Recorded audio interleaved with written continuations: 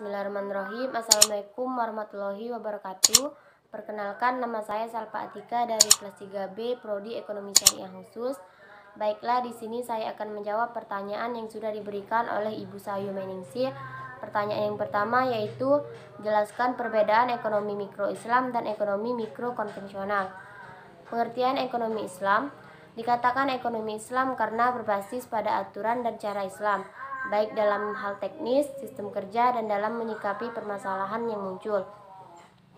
Perbedaan ekonomi Islam dan konvensional bisa ditinjau dari kepentingan, misalnya ditinjau dari tujuannya, maka ekonomi Islam atau ekonomi syariah lebih mengutamakan untuk mencapai tujuan yang baik untuk urusan di dunia, tetapi juga baik untuk di akhirat. Misalnya terkait masalah riba, maka dalam ekonomi Islam ditiadakan istilah riba. Tujuan lain dari ekonomi Islam adalah tidak berorientasi pada diri sendiri, melainkan untuk mencapai kepentingan orang lain juga, sehingga mampu mencapai kesejahteraan dan keadilan bagi rakyat secara umum. Berbeda lagi dengan ekonomi konvensional. Perekonomian konvensional adalah ilmu yang mempelajari perekonomian yang menekankan pada kebebasan dan menggunakan sistem perekonomian berbasis pada era global. Perbedaan ekonomi Islam dan konvensional jelas saja berbeda. Dilihat dari tujuannya, ekonomi konvensional bertujuan untuk mementingkan dan meraup keuntungan sebesar-besarnya yang sifatnya keduniawian. Selanjutnya, pertanyaan kedua yaitu, jelaskan permasalahan ekonomi Islam versus ekonomi konvensional.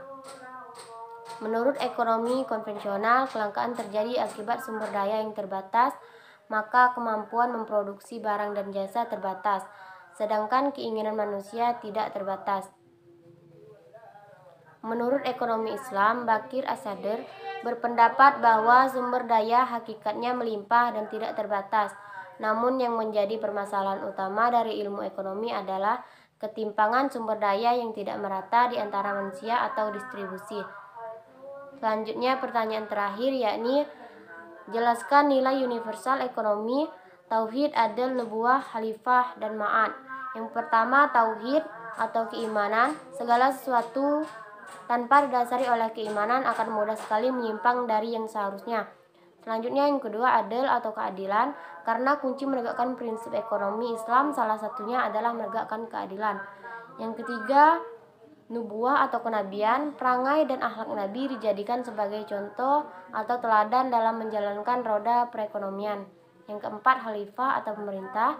Salah satunya membangun fondasi pemerintahan yang baik dan bertanggung jawab. Yang kelima, ma'ad atau hasil. Jika diartikan ma'ad dalam perekonomian disebut dengan laba. Laba yang diperoleh harusnya didapatkan dengan cara yang baik, tidak dengan cara curang. Baiklah, sekian jawaban dari saya. Apabila ada salah kata, saya mohon maaf. Saya akhiri. Wassalamualaikum warahmatullahi wabarakatuh.